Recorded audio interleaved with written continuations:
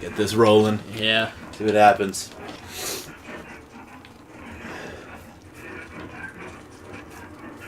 Nope. They weren't there? No, they're there. You just can't grab them before the fight starts, yeah. I have to trigger it first. I love how it gets up. Oh, motherfucker. Yeah. 1, 2. He should go down after the third one, right? Nope.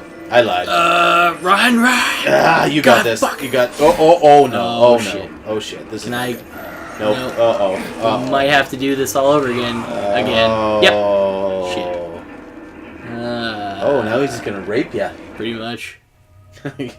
Old Gramps is raping time. Yep. You are dead. All this, it was like top 10 con moments the last 20, or from 1986 to 2014. Yeah. And it was like PAX 1995, and it's all security cam footage of like cars running through buildings and stuff, or like people falling just in general. That's awesome. But then it was like, it just like oh shit. That's not good. The feed like kind of cuts out a little bit, and then it's like, oh no, there's a ghost in here. The only way we can perform an exorcism is if you guys scream really loud. And everyone screams, and it does like the sports arena hype thing. Yeah. And then they did like a short video where Rocco's dressed as a Ghostbuster and like blasts like all the other dudes dressed as ghosts. And then it like starts playing I'm Blue by Eiffel 65. And then they run out and they're like running through the crowd and like high-fiving people. Yeah, going wild. And then they like grabbed some people out of the crowd and like did this weird like shuffle dance thing, and then just like told them to go sit down. But yeah, oh man, I fucking love Mega 64. Yeah, and like I said, it was just my first experience watching, and it was the podcast. Like I think Matt showed me like a top 10 games or something like that a couple years ago. Was it Todd and Aaron's? I'm not sure, but there was like two dudes like yelling that's top 10 stuff. Yeah, that's and he's Todd and Aaron's like best of the year thing, and they're just like, yeah. Yeah, it was just like all these crazy like angles, and like just the camera was going wild, and these two dudes are like, video games. Yeah. Yeah, that's all I saw. Yeah, when I went there this year, I just like went to their table and just bought like all their DVDs and Blu-rays and stuff. Oh, they have DVDs and Blu-rays out? Yeah, like is it like it's just like all their skits and stuff. Oh, okay. Just compiled. Interesting. But like the cool thing about their DVDs, well, I mean like they did like a TV show sort of. Like they shot a first season for like their like a cable access channel in San Diego. It never got screened, but they did get funding for it. Oh. And they were like 19, I think, when they made it. Oh, really? So they were young when they started doing it? Yeah, and then they did like another season a couple years later, and then another season. But like that's kind of like where their I don't know if you've seen many of their skits, but like their video games in public stuff, it's like kind of spawned from that. It's right. Kind of like I was on their channel page, and it's the Resident Evil 4. What you buying? Oh yeah. What you selling? And my friend Paul showed me that. Like, I think it was E-Bombs World era. That was 8 years ago. Yeah, and that it was posted. Yeah, so I'm sure it was E-Bombs World era. That would have been within that time, I think. All the way around. And yeah, he showed me that, and I was like, "This is awesome," because we were like, that was the heyday of like Resident Evil 4, right? Yeah, when it had just come out on PS2, I think. It was probably out. What was it? 2 years before on GameCube, or was it a year? I think it was a year. I think. Yeah, because it was GameCube exclusive, and then they released it on Xbox and PS2. Yeah, and then the Wii. Right. Yeah. Yeah. Apparently, it's actually decent on the Wii because you can just like pull off tons of headshots with the motion controls. I thought there was more modes on the Wii version as well, or like there's like an Ada Wong. Oh, there might be. I'm not sure. Mission sort of thing. But yeah, Mega 64. I've been watching them since like before I found out what Rooster Teeth even was, and like I use that as like the high watermark because like Rooster Teeth is kind of like the in a way like the OG ballpark. Like, yeah, kind of like the OG video game web series people. Well, are they the black and what is it, red and blue or whatever? Yeah, red versus blue. Yeah, that's Rooster Teeth. Yeah. Yeah, that's like OG shit. Yeah.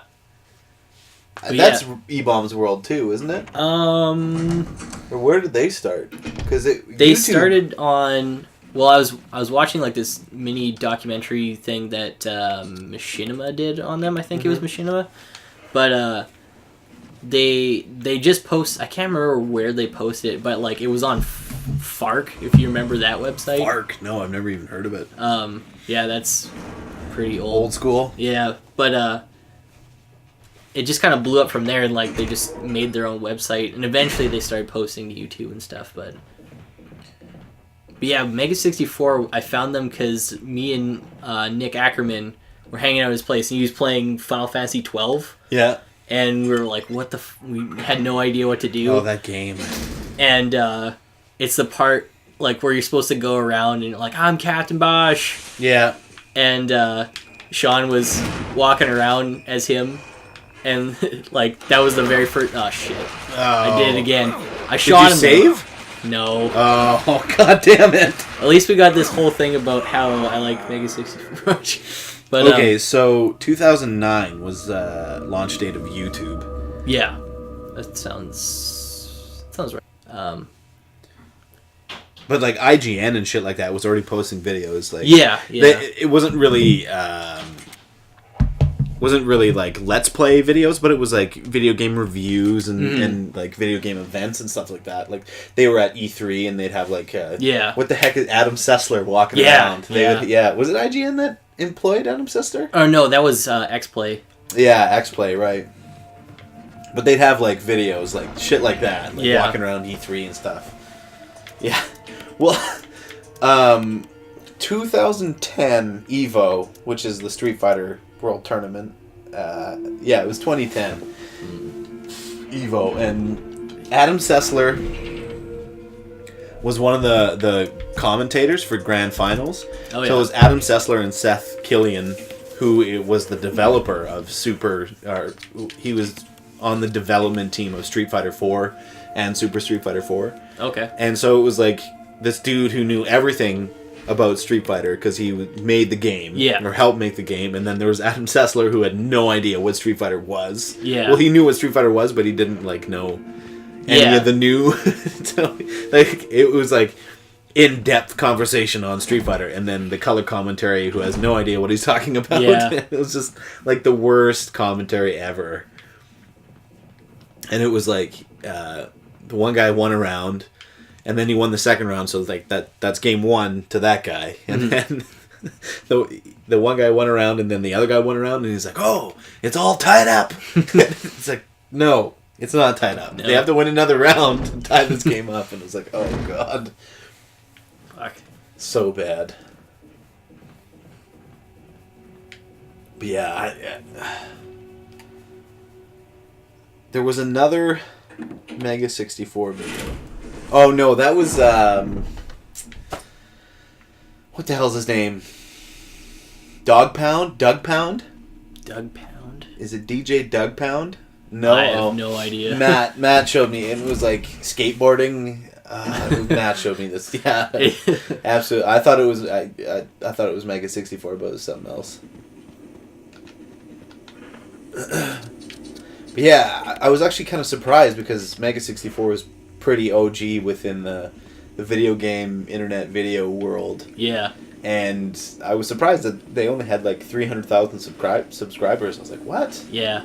Oh, I can't pick them up either. No, that's great. Do I use that?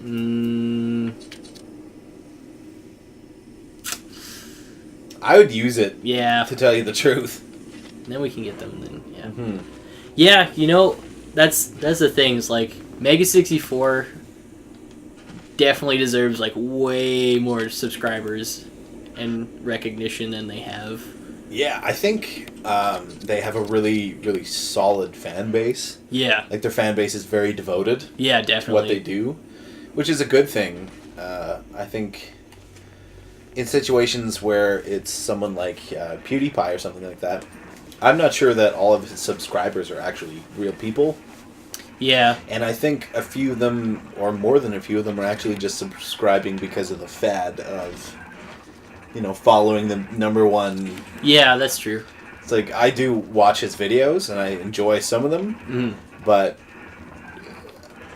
I mean, like, I'm not a dedicated fan. I check out his channel every now and again, but I think there are people who watch everything that he does, and then there are people who are just following him because it's kind of the trendy thing to do. Yeah. But I think with Mega 64, it's like those are all dedicated people who are dedicated to what they do, and they enjoy everything that they do. But when I went to their panel, like, they started out like, we're Mega 64, this is what we do if you've never heard of us. And I just like sat there and I'm like, how the fuck does people not... How would people not know about them? Yeah, like, I don't know, it just seems so like a weird concept to me. Yeah. But like, I've been watching them since like 2005. Oh, really? Wow. Oh, shit. We need to look it up again. I can guarantee it. Yeah, I've been watching them, since, like, literally, like, 10 years now. Like day one kind of thing. They started 2003, but I guess they kind of, like, 2005 was, I want to reload. Yeah. He must be done. Because you pump 6 rounds into him, right? Yeah. Yeah. Just in case. That's probably be a good idea. I'll give him a sec. Yeah, I think, he's done. Okay. Old Man Jenkins. He ain't what he used to be. Yeah. Where did he go? He disappeared. I don't know. Oh, no, he's still there. Maybe they just didn't, like, animate that possibility. It's not in real time. Yeah.